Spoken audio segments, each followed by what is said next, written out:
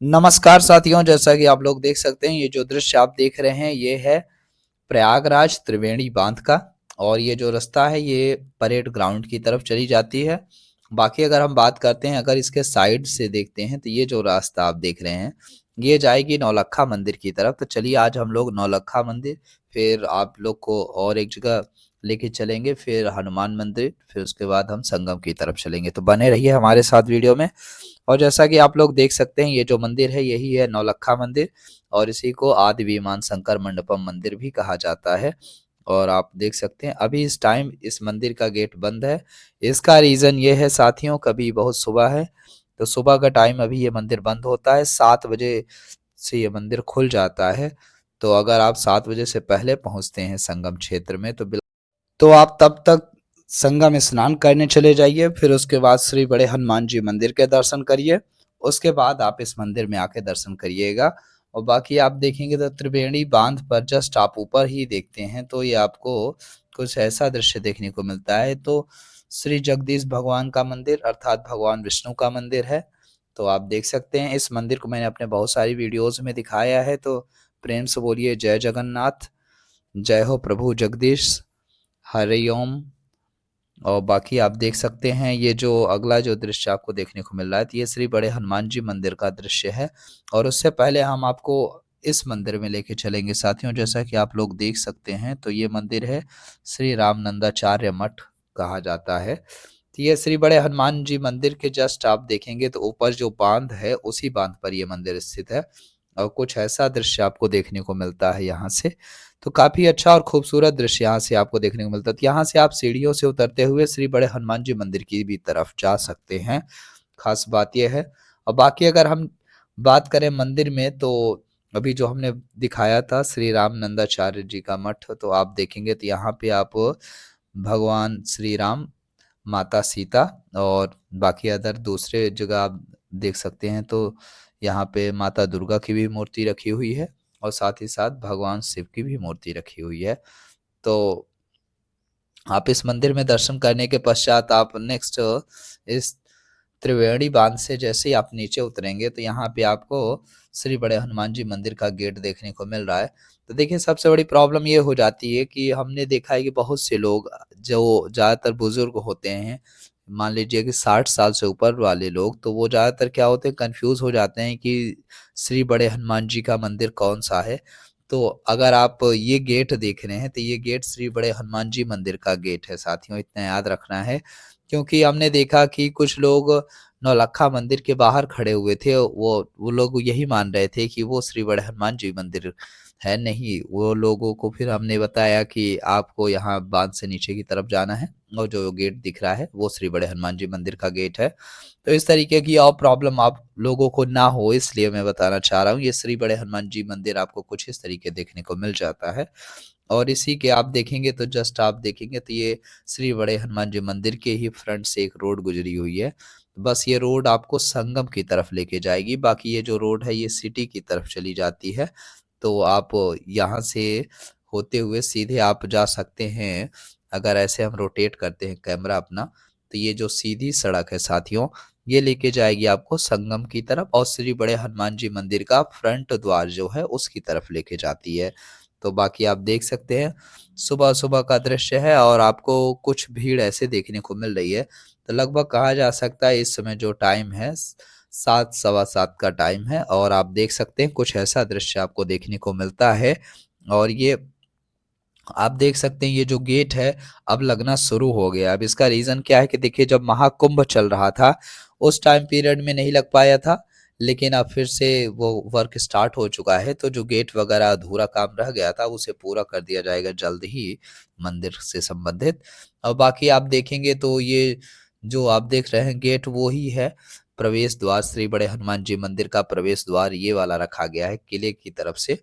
तो बाकी अगर आप आते हैं तो श्री बड़े हनुमान जी मंदिर के दर्शन जरूर करिएगा। प्रेम से बोलिए जय बजरंगबली, जय श्री राम। और हम लोग अब आगे की तरफ बढ़ेंगे साथियों, तो ये रास्ता सीधे संगम की तरफ जाएगी।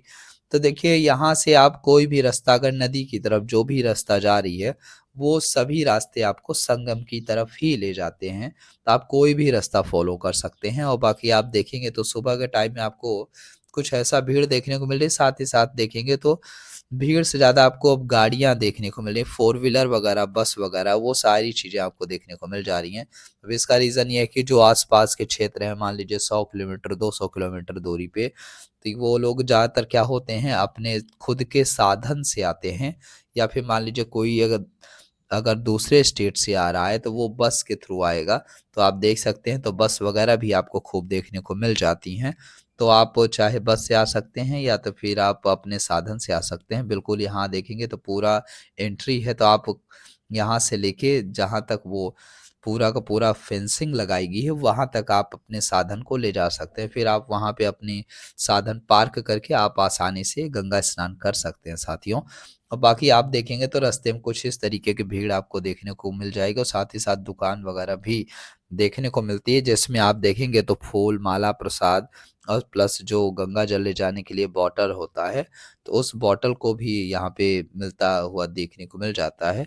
और बाकी ये आप देख सकते हैं तो टावर वगैरह बहुत कम ही है, एक दो टावर देखने को मिल रहे हैं। अभी ये चक प्लेट्स बिछी हुई हैं, खास बात ये है।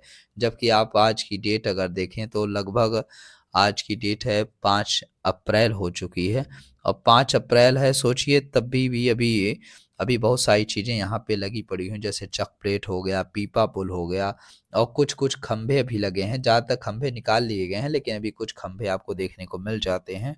और संगम क्षेत्र में आप देखेंगे तो सिर्फ़ अब लाइट्स जो अभी आप देखते थे ना कि तारों का सहार पूरी पूरी लाइट वगैरह जो होती थी, अब वो सब लाइट्स निकाल ली गई हैं, तब आपको तारों का सहार इस समय प्रयागराज में नहीं देखने को मिलेगा। तो देखिए सरकार के भी अपने खर्चे ज़्यादा होते हैं। अब सोचिए अगर पूरे मेला क्षेत्र में लाइट प्रोवाइड कराएँगे तो बहुत ज़्यादा बिजली का बिल आएगा, और बहुत ज़्यादा बिजली क्यों फालतू में खर्च करना। हाँ, लेकिन संगम क्षेत्र में आपको उजाला देखने को मिल जाएगा। किसी दिन रात में आएँगे तो आपको दिखा देंगे रात के टाइम का वीडियो कि कैस अब इस टाइम प्रेज़ेंट टाइम में कितना आपको उजाला देखने को मिलता है। बाकी आप अगर इस रास्ते से जा रहे हैं संगम के रास्ते से, तो आपको कुछ इस तरीके का धूल वगैरह काफ़ी ज़्यादा देखने को मिलेगी। धूल कहा जाए तो रेत है, ठीक है? तो गंगा जी की रेत आपको देखने को मिल जाती है, और यहाँ आप देखेंगे तो इस तरीके का पूरा का पूरा आप पूरी दुकान दोनों तरफ देखने को मिल जाती है, जिसमें आप देखेंगे तो पूजा सामग्री से रिलेटेड चीज़ें मिल सकती हैं। और बाकी आप अगर बच्चों के लिए खिलौना वगैरह ले जाना चाहते हैं तो यहाँ पे आपको खिलौने वगैरह भी देखने को मिल जाते हैं। जैसे ये चाचा जी तोता बेच रहे हैं, जो वही 10-15 रुपए में आता है, मुझे दाम नहीं पता है, तो आई थिंक इतना ही होगा। और बाकी आप देखेंगे तो कुछ इस तरीके का पूरा खाली का खाली लग रहा है देखने में, है ना? तो ये पूरा का पूरा सोच लीजिए संगम बेल्ट का एरिया है, और इस पूरे क्षेत्र को संगम ज़ोन सरकार ने घोषित कर दिया है। और यहाँ आप देखेंगे तो गाड़ियाँ कम देखने को मिल रही हैं। इसका रीज़न ये है कि इसके आस-पास क्या किया गया है, 3 तरफ से फेंसिंग कर दी गई है, मतलब ताकि आप अपने जो साधन हैं एक निश्चित दूरी पे ही पार्क करें, उसके बाद आपको पैदल चल के आना पड़े। हाँ, जो भी वीआईपी हैं तो उन्हें शायद एंट्री मिल जाती होगी, लेकिन ज़्यादातर लोगों को अब क्या किया गया है, उस फेंसिंग से बाहर रख दिया गया, ताकि आप कुछ दूर पैदल चल के जाएँ और आराम से क्या करें, गंगा स्नान करें, और जल वगैरह जो भी आपको ले जाना है तो बॉटल वगैरह आप खरीद सकते हैं। बाकी ये आप देख सकते हैं तो संगम क्षेत्र का दृश्य कुछ ऐसा आपको देखने को मिल रहा है। तो बैग वगैरह जो भी सामान है, प्रसाद है, तो ये सारी चीज़ें आपको देखने को मिल जाती हैं, और ये आप देख सकते हैं तो कुछ ऐसा दृश्य आपको देखने को मिल रहा है। एक चीज़ मैंने नोटिस किया है दोस्तों कि मतलब संगम घाट पे अगर आप आते हैं तो यहाँ पे आपको ज़्यादातर कचरा, प्लास्टिक्स और कपड़े वगैरह जो हैं वो बहुत ज़्यादा देखने को मिलते हैं। तो आप कोशिश करिए जब आप संगम स्नान करने के लिए आते हैं तो गंगा नदी के घाट पे इस तरीके की गंदगी मत फैलाइए प्लीज़। जितना हो सके कोशिश उतना करिए कि घाट को स्वच्छ रखा जाए, साफ-सुथरा रखा जाए। ये हमारी और आपकी ही ड्यूटी है साथियों। बाकी आप देख सकते हैं कुछ इस तरीके देखने को मिलता है। हाँ, एक चीज़ और कहना चाहेंगे, जैसे कि आप स्नान कर लिए, फिर स्नान करने के बाद अपने जो कपड़े हैं, गीले कपड़े हैं, उसे फिर से गंगा नदी में मत धुलिए। आप एक कपड़ा लाए, अगर लाए हैं तो पॉलीथीन भी साथ में लाइए, और उसी पॉलीथीन में उस गीले कपड़े को भरिए और घर ले जाके धुल लीजिए, ये ज़्यादा बेटर होगा। सोचिए आप जितना गंगा स्नान कर रहे हैं, उसके एवज में आप क्या कर रहे हैं, फिर से आप वही चीज़ अपने गंदे कपड़े फिर से गंगा नदी में ही धुल रहे हैं। ये बहुत गलत बात है, ऐसा नहीं होना चाहिए। मैंने बहुत से लोगों को देखा, इस बात को नोटिस किया, इसलिए कह रहा हूँ। मतलब सिर्फ़ आप लोगों से रिक्वेस्ट कर रहा हूँ, तो आप ऐसा ना करिए और नदी को साफ-सुथरा सोचिए, संगम है और यहीं पे हम लोग स्नान करते हैं, साथ ही साथ गंगा जल लेके जाते हैं। तो आप सोच लीजिए ये हमारे लिए कितना ज़्यादा महत्वपूर्ण है कि हम साफ-सुथरा रखें, ठीक है? तो प्लीज़ ऐसा नहीं करना है आप सभी को। जब भी आप आइए स्नान करिए और साथ ही साथ आप गंगा जल लेके जाइए और साफ-सुथरा रखना भी हमारा कर्तव्य है। तो आप अपने गीले कपड़े नहीं धुलेंगे, ये बात तो आप प्रण करिए। बाकी आप देख सकते हैं ये गंगा मैया, तो पवित्र गंगा मैया का पावन जल आपको देखने को मिल जाता है, तो आप यहाँ पे आप स्नान कर सकते हैं। आई थिंक सुबह का दृश्य है, तो आपको कुछ ऐसा देखने को मिल रहा है। तो घाट पे आपको ज़्यादा भीड़ देखने को नहीं मिल रही है, ख़ास बात ये है। सोचिए यही महाकुंभ मेले टाइम में आपको बिल्कुल यहाँ पे आप देखेंगे तो कितनी ज़्यादा भीड़ थी और आज अभी आप देख सकते हैं 5 अप्रैल की तारीख है और आपको भीड़ कुछ इस तरीके देखने को मिल रही है। तो उम्मीद करते हैं कि मेरी ये वीडियो आप सभी को पसंद आई होगी साथियों। तो अब मेरे लौटने का टाइम हो चुका है, तो मैं चल रहा हूँ और यहाँ आप देख सकते हैं कुछ इस तरीके के जो छोटी-छोटी झोपड़ी बना दी गई हैं, तो ये पंडों के लिए बनाई गई हैं। तो जो यहाँ पे पंडे लोग रहते हैं, तो उनके लिए व्यवस्था की गई कुछ